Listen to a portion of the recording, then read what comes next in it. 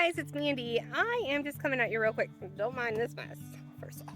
I'm just coming at you real quick with some tips for gardening. I know not everyone can afford to go to the big box stores and buy plants. I just wanted to point out that you might have a local nursery, or maybe not a nursery, but like local farmers that have greenhouses that might sell plants to you for pretty relatively cheap.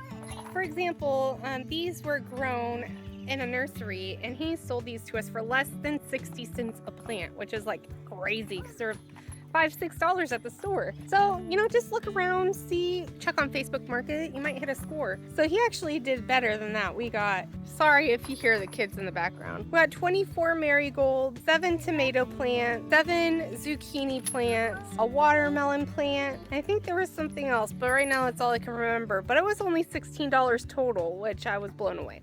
Anyways, that's it. Have a good weekend and happy Mother's Day to all you mamas. Bye.